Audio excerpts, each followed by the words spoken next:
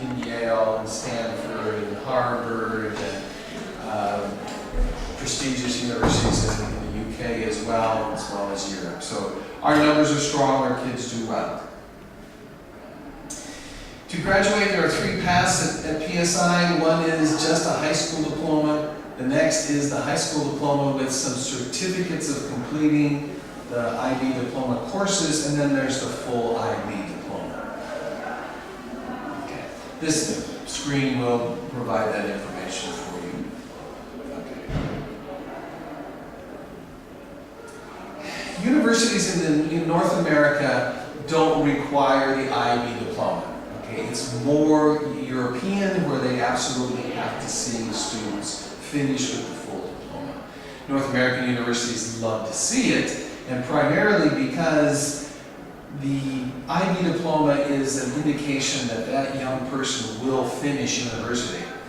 And universities are a business. They may not be a for-profit business, but they're a business. And they need to make a good investment in that student they allow in. So they know that a student who has completed the IB program is more likely to finish than any other student that they're likely to allow. So, and that's good business. They don't want to keep churning those seats over and over again. They don't want dropouts. They want students to complete the process. Can I speak about so when you say European universities don't need, it means that there is no extra examinations to be taken like SAT or ACT, right? Again, every university is different. There are some generalities that I can state about which universities, but I really need to have you speak with the expert here at school, and that's Mrs. Michelle Basu. She's our university counselor, and she can tell you the difference between McGill in Canada and Yale in New York and London School. No, I understand that, but what I'm saying is that American university, you will absolutely have to take SAT or ACT to get in. They are. Although you are IBTP, but exactly. But if you want to get into European universities, you can go based on your IB score. Yes. Is that what you mean? That Generally, yes. The fact is, the SATs, those are North American specific. Universities in Europe don't tend to pay attention to those. They don't care. They want the IB score. they do based on IB score, you can get them. Yeah. Okay, now let's go past this general stuff. Okay, one of the things to, a lot of this information is, all right, I want to get to what the kids actually study in the IB program. They have to take 6 courses. Some exceptional students are allowed to take 7, but that's a very, very rare case, and we make sure that they're equipped to do that. But they take 6 courses, and primarily in group 1, that is their first language or their language in which they've been educated. And they'll have to study literature in that group. Group 2 is where you're learning a language. For example, you come here from, say, the UK, you don't have a second language background, but you learn Spanish or French or Russian or Ukrainian. But the exceptional student can have, instead of a group 2, can have 2 group 1s. Can have English A and Russian A, or English A and Spanish A. And that can lead to what we call a bilingual diploma, which is, the IB is the gold standard, but it's, the bilingual diploma has a little bit of a star on top. Yeah. Individuals and societies is what we used to call humanities. Okay? But that's where you would either study politics or geography or history, those kinds of subjects. Experimental sciences is exactly that. That's their biology, chemistry, physics, or another course which is called Environmental Systems and Societies, which is more of an interdisciplinary approach to science. That course is gaining popularity with universities. For a while they were a little suspicious of it because it wasn't the traditional course, but now they're more interested in it. Mathematics, of course, we have different levels of rigor in mathematics because, let's be honest, some people have a real ability in that and some people find it very challenging. So there are a variety of levels of mathematics that's available. Now, we also have the arts, we have music, we have drama, we have the visual arts as well. But a student is no longer required to take the arts. They can substitute another course from the first four instead of the arts. Okay, there was a time in the history of the program where you were required to take an art, but they no longer do that. I think that's a shame.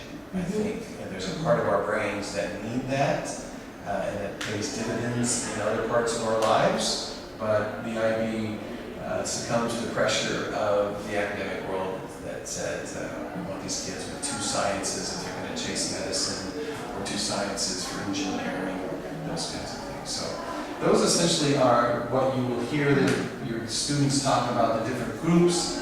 Those are categories and descriptions of courses. Okay. They must take 3 of one and 3 of the other, 3 higher levels and 3 standard levels. Now again, the exceptional student can take 4 higher and 2 standards, but we put those students on a contract, which means we monitor their progress throughout the entire time. We will, if the student is not succeeding in that, we reserve the right to say, okay, you need to go back to 3 and 3 in order to complete the program. Okay. They have to go through a vetting process. They have to go around to all their teachers and get signatures that they are capable of doing 4 hires, and they have a contract. We are trying to do as much for the highly capable student as we do for the student who has learning issues, because all of those kids are exceptional. And if we cannot ignore the ones who are on the high end as exceptional as well, we have taken a serious approach to making sure that we can offer the very rigorous program for that extremely high flyer as well. So we made a good effort in that direction. Excuse me. Yeah. When you say we, do you mean the school or the IB program in general? Well, I would say both. The IB has these opportunities out there, but they take kind of a neutral stance as to what courses a student will take. We as a school have developed this highly challenging track, we call it, and we identify students who may be interested in them and have special conversations, and then we sit down with parents and have an interview about what this extra burden will look like for their child. Okay. The difference between the standard level course and the higher level course is the amount of time per subject. The standard level course is 150 hours of courses over the approximately 20 months of the diploma program, whereas the higher level course is 240 hours. So, for example, the standard level course may meet twice a week. The higher level course would meet 3 times a week. That's the difference. Now, quite oftentimes, the courses are combined. For the first year or so, the student who is studying, say for example, geography, whether they're higher level or standard level, they'll be together in the same class. It's only later in the program will they begin to differentiate, because a lot of the basic information needs to be covered for both of the students. There's only a few courses that we offer that they are separated from the beginning. But the differentiation takes place towards the end. Sometimes only the higher levels have to go to class, the standard levels have been released because all the content for them has been covered. They'll have to come back to class right before the examination for review. But that's essentially the distinction between higher level and standard level. It's different in the mathematics because very frequently they're covering specifically different content. And we also differentiate the English courses because primarily the kids who are taking the higher level English course are native speakers who can grasp the concepts that are explored in poetry, where poetry tends to be extremely challenging to non-native speakers. The non-native speaker can handle the drama and can handle the other forms of literature, but poetry is a whole new beast that quite frequently is too challenging for the non-native speaker. You know, there's one native speaker and it's challenging. Okay. One of the reasons why the IB diploma program is so valued by universities is the fact is that we as teachers have very little say in the final grade. And that's a good thing. Because the work that is produced by the students is sent to examiners around the world. And those examiners don't love our children, okay? They don't have a bias. Our kids are just a number to them. And so those examiners will, with the very cold approach, determine the quality of that work. But our kids are being judged that way, but so is every other child around the world who's in the diploma program. So it's a very clean evaluation process. So universities know that it isn't because their teacher loved them or their teacher hated them, it's because it's actually the work they produced. So when we complete the work here, we will send it either directly to the International Baccalaureate offices in Cardiff, or we send it off to examiners through DHM. So I would say about 1/3 of the coursework is judged by the teacher here. And even the work that is judged by the teacher here is moderated by the IB. If the IB looks at a sample of our work and says, we're too generous, all the grades come down. If they look at a sample of our work and say, we're too harsh, all of our grades come up. So we try to take that process very carefully to make sure that what we believe we're doing it from an assessment standpoint is in line with what the IB believes we should be doing.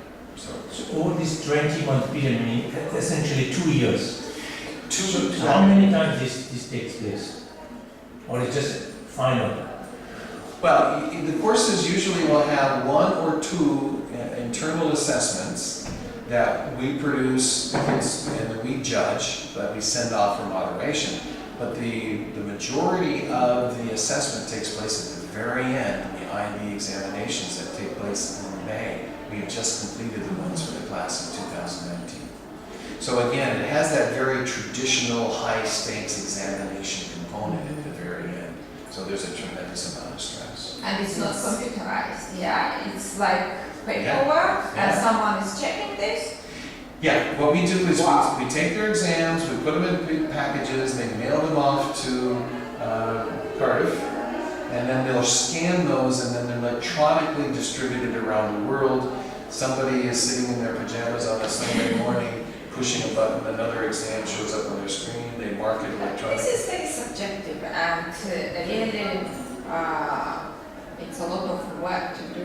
Why didn't they change to computerized exams? It's much easier. Well, they're working It's through. not all exams though, right? Aren't some like essays and things like that? Oh, Yeah, yes. but the thing is the same. You have this essay who is checking, but it's one essay, not all But, this. I think it's very important, maybe, I don't know, for teachers also to see this handwriting and other, I don't know, in computers. Yeah, but the marking is very subjective. Someone sitting in pajama, he's in a bed, he hates us. Dr. Freeman told us, these students, he hates his work. And he will just be, criteria. okay. And the criteria Okay. for curriculum. Well, not personal Okay. projects. If I may. What they do go through a screening process, meaning that you are given like 5 samples, and if you mark these samples in accordance with what the senior examiners believe is the correct marking, then you're allowed to be an examiner. Now, one thing, yes, there may be that grumpy person on a Sunday morning, but that grumpy person isn't going to get all the papers from us. They're going to get a random distribution of exams from around the world. So yeah, one of our students may be unfortunate that day. You can never take the human element out of it, absolutely. Do they like, does the central IB or the senior examiner like spot check any of the, like, will they randomly pull assessments from different examiners to see how they graded, to Sure. check for validity? And there's also the issue of sometimes something will go wrong with an examiner, and they'll notice that all these marks are out of alignment. And so they'll pull all of those back and reassess those. Quite oftentimes, a single assessment will go through 2 examiners. So, the majority just do 1, but quite oftentimes there'll be 2 or 3 who actually look at the paper. So is it perfect? No. But it is viewed by universities as the most rigorous and most accurate predictor of academic success. This last examination, how much weight does that alone, one exam has? Well, usually they sit either two or three papers, which paper means a test, an exam. For example, if in English they only sit two because they've done two prior assignments that have been sent off. But for the sciences, they sit and do 3 examinations in May because they've only submitted 1 earlier assignment. So they usually have 4 or 5 assessments per course.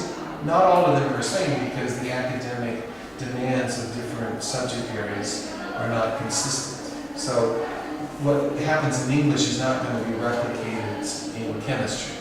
But most of the assessment takes place in May. At the very end. Thanks. And there's no like, sort of like portfolio or anything that's submitted of all the work, it's just that one exam. There is for arts, Yeah. music, drama, and visual arts, they don't sit those large final exams. Now, they are slowly going towards more and more that portfolio approach, but still it's a very traditional exam-driven program. In order to graduate with the IB diploma, the minimum score that you need to have is 24 points out of the 7 courses, along with the additional points that you get for CAS, TOK, and extended essay. TOK means theory of knowledge. It is epistemology, which means how do we know what we know, or how do we know what we think we know. Okay? And then EE stands for extended essay, and this is one of the reasons why people view the IB diploma as a benchmark of university readiness, because the extended essay is a 4,000-word research paper that the students develop over the course of a year with a supervisor and with surveillance from our team of experts when it comes to academic honesty, those kind of things. So when that is finished and submitted, it is an indication that this student is ready for university level research. And that's one of the reasons the IB is valued by universities, is because they see an IB graduate as someone who is research ready. They don't have to teach them research. They come walking through the door knowing how to use the library, how to develop sources, how to check for the quality of those sources, how to produce drafts of an assignment, and those issues. So the extended essay is one of the key components. Okay.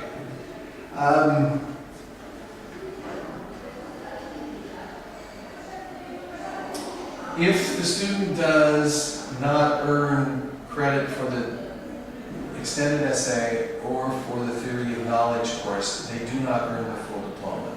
Sorry, what does the grade E mean?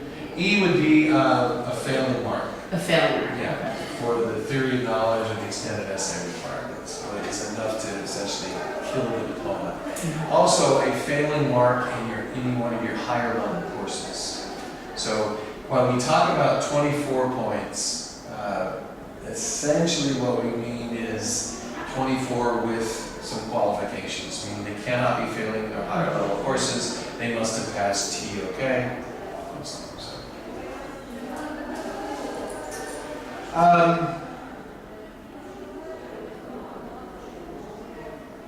not sure where that slide came from. One thing that we have enjoyed is here at PSI is we've been consistently at 34 points now for 4 years in a row. We would like, of course, to inch that up a little bit more. So we have some other indicators that are improving, but it says we have a mature program. You know, it's not really driven by the student coming through the door. We have a consistency in the program that we deliver that students are achieving consistently at a specific level, which is good news. Okay, we'll talk a little bit more about these core components: creativity, action, and service. You'll hear students talk about CAS, and that's what they're talking about.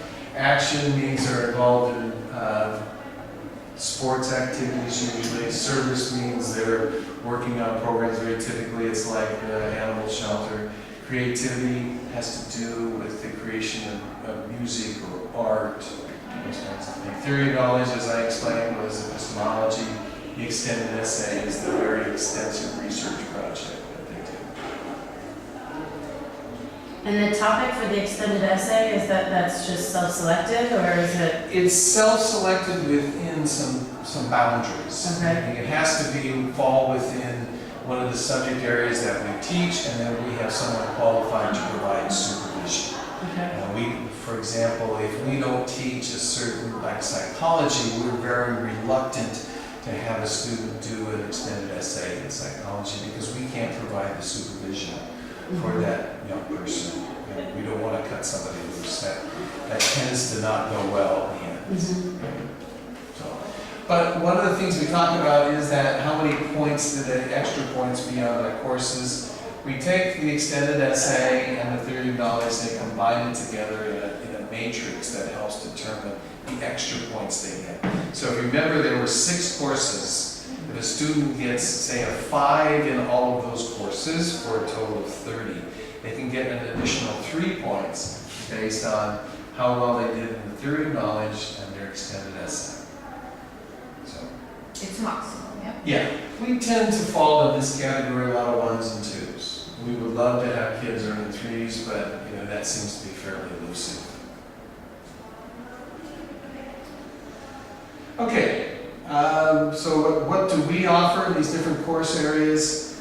English and Russian and other languages called school-supported self-taught. So currently we have students who've just finished German, French, and Swedish as self-taught courses. Now when we say those are self-taught, that's really not true. There is a tutor who they have contact with once a week and they're submitting assignments. They are supported. They're not left out on their own to study this. But really what it means is that they're not sitting in a traditional classroom environment. We offer, of course, English and Russian here on campus. Our Group 2 courses have English and Russian, Spanish ab inicio. We also have French in there as well. We offer some courses through a thing called Pomoja.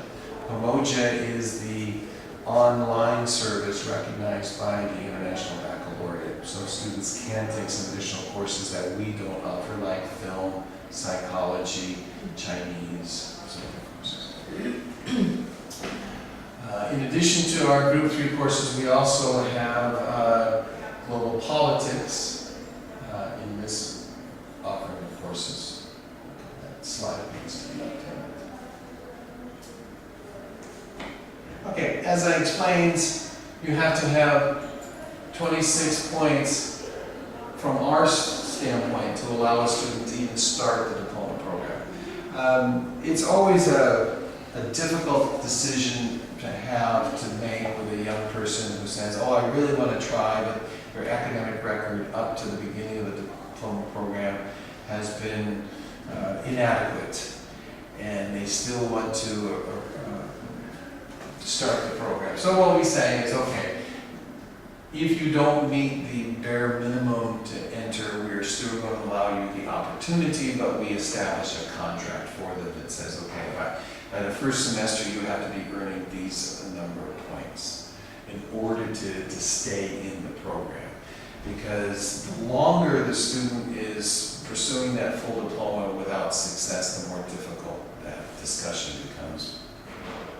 So what we try to do is when we can identify someone who is not going to be successful, unlikely to be successful in the full diploma, we say, well, there are other alternatives, like taking certificates. And what that means is they're sitting for 2 or 3 or 4 IB classes, but they're not earning the full diploma. They don't do the theory of knowledge, they don't do the CAS projects, they don't do the extended essay, but they can still put together an attractive resume for the universities, particularly North American students.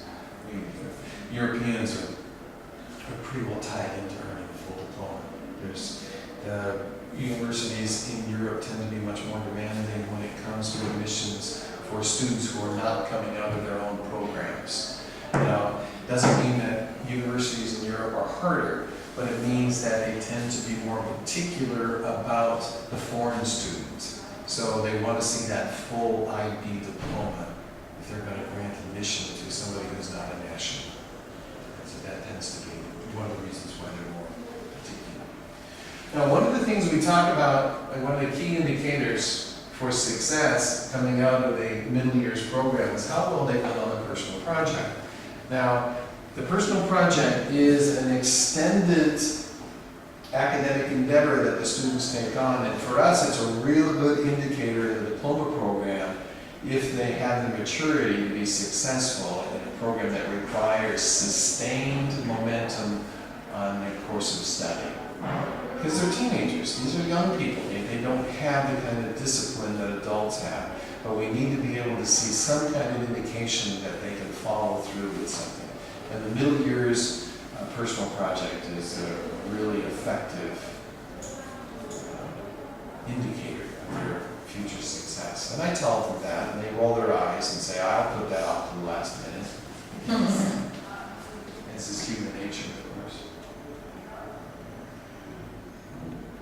Okay. Just so you know, we are extremely well organized from a program when it comes to teacher preparation. We have very, very substantial professional development for the teachers. Every single teacher in the diploma program has been trained and gone to workshops, either physically at a workshop or online. We are well resourced when it comes to materials. There's never a no when you go and say, I need this for the course.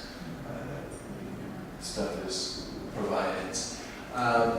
We have probably one of the best librarians I've ever met in Mrs. Spencer, and her support for the extended essay is first cabin. We have purchased research databases that our kids can access. We have a schedule of meetings that are implemented for students who have these longer projects. We track students' progress and identify students at risk every single marking period, every semester. We enter in their grades into a form so that we can see how well we're doing as a job of predicting. If we can say we're expecting this student to get 30 points and they end up at 25, we need to find out why that is. And so we can go back and track, so we do a firm about that. And so we use a lot of exemplars and past papers so the kids can practice on what students have done in the past. But those are only good for about 5 or 6 years because the courses change and we have course revisions. And once the course revisions come out, the old exams, are of less value. Okay. I'm not sure what that slide was about. All right. Well, what I'd like to do is offer you a chance now to ask any and all questions that you might have about it. I had a technical question, and that one of the first slides you said it had under the group for math, it also had computer science, something along those lines, computer sciences. But then on the later slide it said math standard level, math higher level, and math studies. Is like computer and technology incorporated into the DP?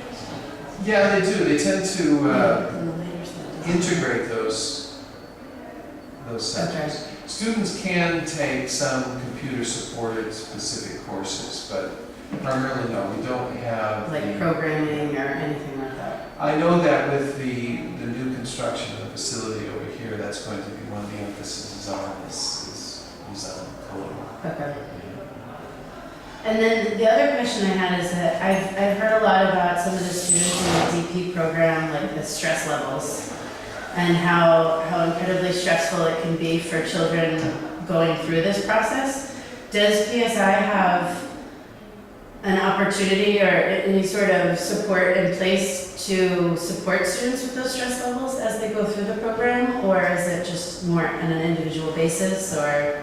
It is more individualized. It's inadequate at this point. The IB has actually recognized that stress is a real negative component of the program. There is no doubt that what these students at 17 and 18 are experiencing is as rigorous Yeah, as graduate school. yeah, You know, they won't face anything this hard again for a number of years. And even though I am the chief advocate for this program on campus, I am well aware that it's not suited for a lot of kids, and yeah. I'm not so sure it's all that healthy. Mhm. You know, it is very, very hard. Yeah. And, you know, I see a number of kids who are not doing real well. Mhm. You know, by the time you're looking at March of year 2, you know, there's a lot of that. One of the things that we're looking at with the expanded schedule that's coming, because Mhm. secondary is going to have a little longer day, Okay. not this next year, but the year after, is we're going to build in some components of pastoral care Yeah. for these kids, because they need it. It has to be proactive. We can't wait until they're falling apart. Yeah, You know, we need to be doing something at the very beginning. You know, they're not going to be happy with us when we put them in a yoga class, but we're not going to give them the choices for it. You know, Yeah. you have to do some kind of activity that's helping them deal with the stress that they're under, because sitting with each other and just complaining about being stressed just compounds the problem. Sure. It doesn't relieve the problem. So, yeah, we're aware of it. We're concerned. It's been troubling the last couple of years to watch what these kids go through. mhm. It was all the time. That's tough.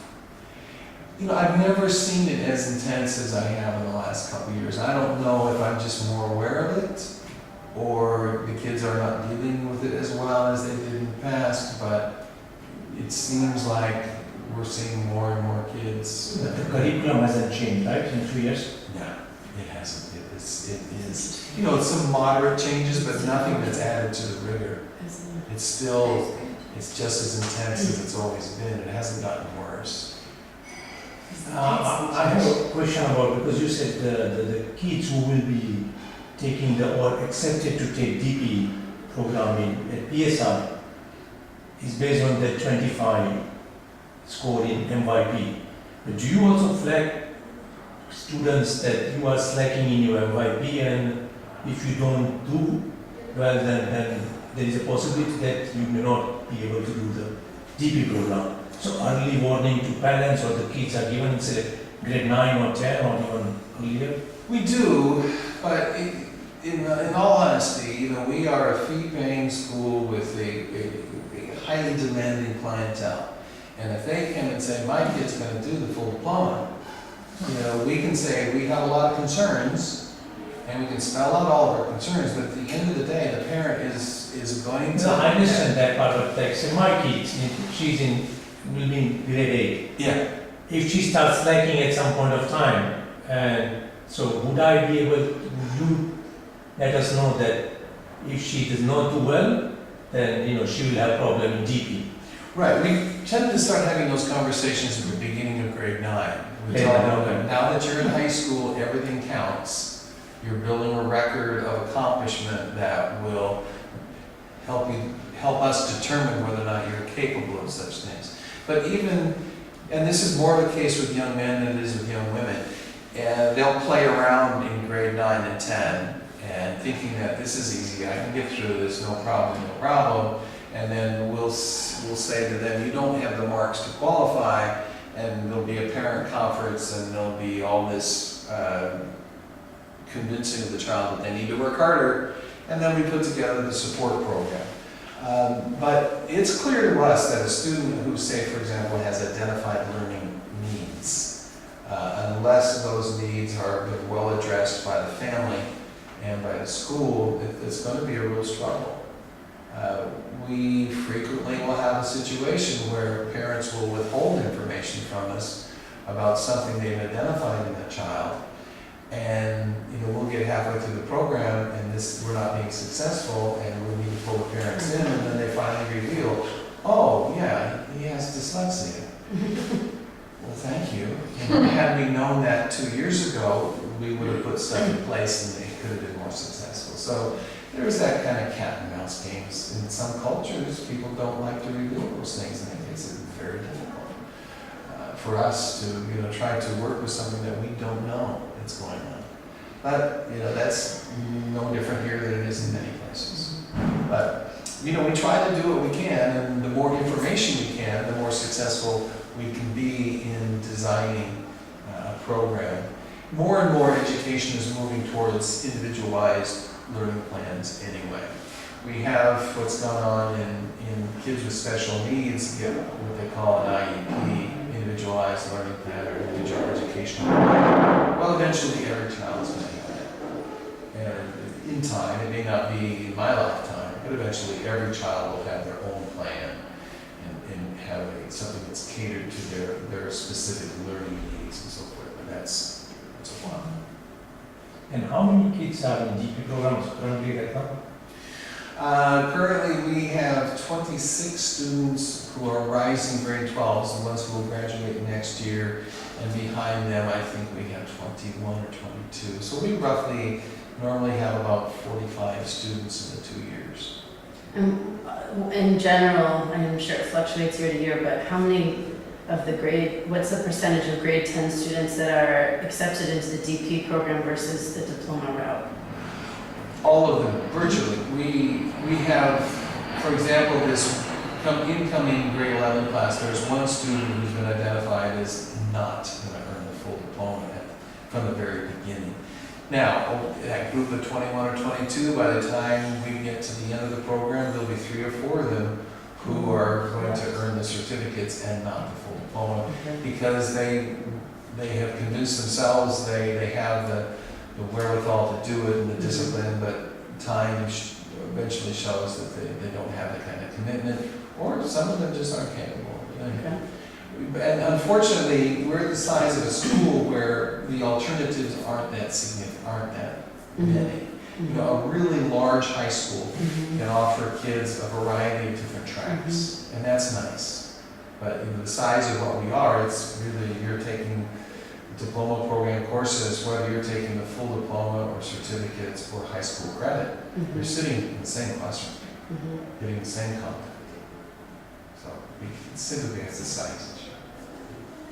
And is there, do the kids have a second chance after, say, wasn't successful in the first attempt at the DP? Yeah, there are retakes, or for example, if you don't get the results you had hoped for, you can request to have the exams remarked, and we'll have a number of kids who will make that request, and there's a fee you have to pay to do that, and the IB will give you back your money if the grade changes. They keep your money if the grade doesn't change, which means there's a financial incentive for them not to change your grade. Or if you actually fail and do not earn the diploma, you can sit the examinations again. And not the classroom? No, you don't sit through all the course instruction. We've never had, at least in my experience, a student choose to do that. Usually they'll decide to self-study to resit the exams. The same year or next year? Well, the exams are offered in May and November. Okay. So a student can turn around right away and take it in November, or wait a full year and take it in May. We had 2 students last year decide to resit. One resat in November, the other resat just this last week. So. And once the full diploma is earned, is it valid for a number of years or for life? Like if the child doesn't choose to go to the university in the first or second or third year after finishing school, can they still? Oh, absolutely. Yeah, I mean, it's good for life. I mean, it's a diploma. Right. It's probably, I'm guessing it's probably more of a university decision at that point, right? Like, why have they taken 3 years off and not gone? What is in these 3 years? Yeah, that's what I mean. If he's a professional football There's player. something else in those Yeah. 3 years, not just play it out. Right. You know? Or some may have chosen to serve. I mean, if you're Yeah. an Israeli citizen, you don't have an option. Yeah. You know, you're going to put in your 3 years with the military, and then after that, and then you can, I have some friends who are administrators at a school in Tel Aviv, and, they have a lot of 22-year-old kids going to university for the first time. And because those are soldiers who've just gotten out of the IDF, and then that's the course they're taking. And they're using their IB diploma they earned 3 years ago to get in. So, yeah, it doesn't expire. Sorry. And I want to ask if you have students that come to this school, these are another DP that they are not in middle years program. They are not. They're just starting to. Yes, We it will will be very have difficult for this. probably, no, not really. No, I mean, there are some things that the MYP does very well for preparing students for the diploma program, but any kid who is, motivated, coming out of another program can be successful in the IB diploma program. We have a number. I was just Skyping with a family last night who's coming here. They're coming out of a school in Virginia in the US, and they've not had the middle years program, but she'll be starting the diploma with this group of students in August. So, yeah, we'll have probably, by the time enrollment is done, we'll have 3 or 4 new students, and most of them will not be coming from the NYP program. We as a, like, I'm a primary parent, what I can do day by day with, I don't want, of course, my kid is studying, but what we can do for them to be prepared, this is the future. Yoga. I read more, exercises. more, this kind of, yes. The ability to read always comes up as the top indicator of academic success. I mean, being a strong reader is fundamental to academics. So, as long as you're reading to them and they're reading and they're sort of grounded in a reading environment, that they're going to be fine. But it's not for everybody. I would say if my child really wanted to be an artist, I would take the art courses, but I'm not sure I would pursue the full diploma that required the rigor in other stuff. So it really is a family decision. Of course. But there's a lot of social pressure, particularly in a school like this, that we're doing the IB, even though in the back of your mind you're going, that's really not my kid. That's not my child. No, at least to give this, for them to be supported as a child, like now they're exposed to music and everything. Maybe they don't like, but at least they try it. Sure. Maybe it's, oh my gosh. And these the exams which are taken just right now, when will the results come out? I learned the result on the 5th of July. The students can access the results on the 6th of July. And when do they apply for universities? And Most of them have already completed their applications. Many of them have received what's called a conditional acceptance, meaning based on their IB results, the university will say yes or no. so on what basis universities are giving admissions? Do you know that? Well, say for example, we have an exceptionally young person who we believe is going to earn 40 points in the diploma program. Universities will look at our predicted scores and say they may have taken some standardized testing as well. They'll go ahead and offer admission to those kinds of students. Because that timeline is very different from like North American universities. Yes. So how does that play out? North American universities tend to offer the conditional acceptance based on, if your results come in as predicted, Yeah, they'll keep that seat for you. yeah. If you've been predicted at a 37 and you earn a 30, that university may say, sorry, that was a conditional acceptance and we're not going to extend it. So PSI predicts their scores, and then that's included in an application to a university. Yes. Okay. So I assume that lots of internal assessment is taking place at PSI, right? Yeah, On a internal. continuous basis, sort of. Mhm. We report 2 sets of scores. We have internal PSI report cards, that you receive electronically.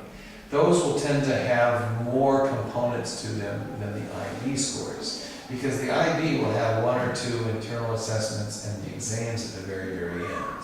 That's a different mix of reporting components than you sitting in a class where you're producing, say, a quiz next week, and 2 weeks later you're submitting a summary of a news article, and those kinds of things. There's more turned in, and more things make up a PSI grade than make up an IB grade. Now, our challenge, of course, is to have those still be approximate. But what tends to happen is the PSI grade is a little bit higher because there's more work being judged, and it isn't the high stakes examination at the end. And year after year, you see the results of academic studies that indicate that students don't do as well on the big examination as they've done throughout the rest of the course. There's always a little bit of drop in the big test. But the final score, it's like based on the school scores and the last final examination. Or they are parallel scores, the school score and the last IB score. The last report card that the students get from PSI is really produced roughly in like March. Because the students are finished with their coursework, they're really just doing revision after that. Now the IB results are the IB results, they're not our results. Those are issued by them, they actually get their full, different sheet and they're sent directly to universities. Our transcript is very much the traditional, shows the grades they've earned from their 4 years in high school. And those, we want those to look the same at the end, but sometimes they don't. They are basically parallel. Basically, but there's no guarantee that the student may have earned a 6 in us, but at the end of their IB exams, they've only got a 5. What has been the experience in terms of what sort of variance you have seen between your assessment and Well, final? that's something that we look at very carefully. We track how they do in the 4 years of the program, and we look at our final predicted scores, and then we look at the final scores from the IB. Now, if they're off by more than 1, that's a very serious red flag for us, and we go back and try to determine what went wrong. Now, it's usually they've gone down. Occasionally, they get a higher score because they've done extremely well on those exams. But we try to determine, and we can look at the exams and see, which component in the exam was difficult for all of our kids. We can request those kinds of feedback from the IB, and we do. We pretty much ask for everything. So if the universities offer acceptance based on the IB score, what does the transcript matter then? So all these exams, grade 10, are going through these 3 days? That's really to get them ready for what they're going on later on in life. But in all honesty, particularly for the European universities, it's that IB transcript that's more important. North American, it's the PSI transcript.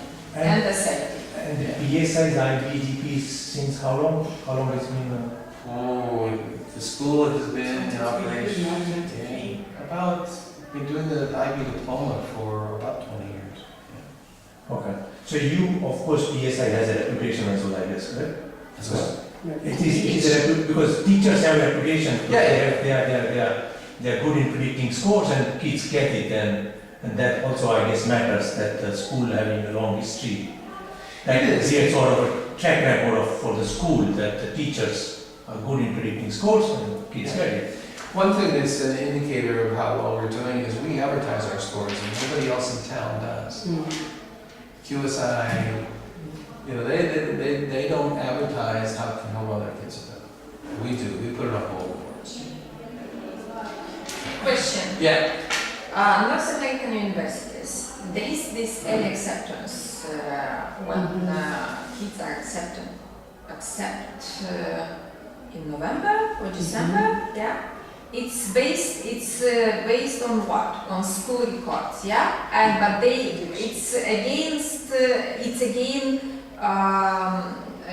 they wait till the end of the school. It's like we accept you, but conditionally till we see the final results, we accept you now, and that's it. Well, it really depends. There's a number of things. There's a thing called early action and early decision. Again, Mrs. Basu is better equipped to answer these questions. But there are some universities that if you ask them for a decision on your application, they'll make one in October or November. Some of the extremely highly demanding universities you can ask for to get in, but you have to have a substantial record up to that point, and then your standardized tests have to be available to them. Some of those will be allowed, but again, as I tell students, every offer is a conditional offer. Even if they say, no, we're granting you a space. If you come back with IB results that are, terrible, they'll say, sorry, we accepted you based on the track record we had seen, and then you don't uphold that, we're not obligated. An unconditional offer really doesn't exist. And the North American universities also go off of the SATs. Yeah, So if they have that and the transcript up to that point, yeah. they will, And Yeah. that was my question, Yeah. and it's a condition, But if you it's fail, condition. then they would. then they'll take it away.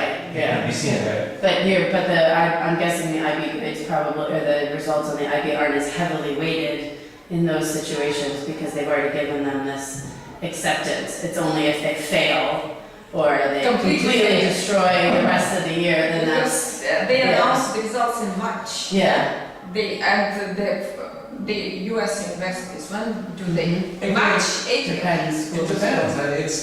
It's really hard to paint it with broad strokes because there's a lot of competitiveness between those universities for the very top students. Everybody wants that top kid. So they'll go through this process fairly early. But there's a lot of universities aren't announcing their acceptances until much later. So it really does start in October and isn't over until August. The Ivy League is the Not one in which US. is. In US till August? No. Sure, you can't, well, it depends again on the school. Everybody tries to apply, but then there's that kind of bubbling up of its universities that haven't filled all the And the wait seats. list. Yeah, there's wait Kids lists. have to accept or not accept.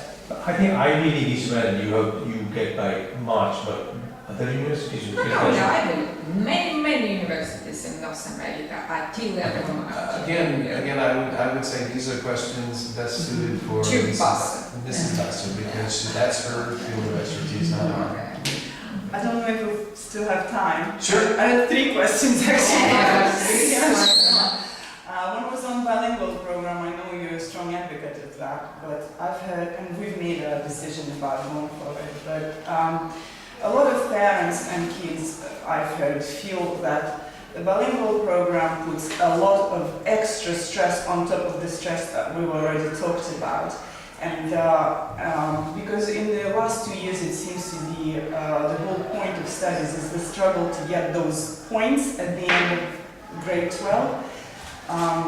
Is it worth putting that extra stress and potentially jeopardizing the amount of points? Because at the end of the day, they don't look at how you got those points, what you took, how hard the subjects you took,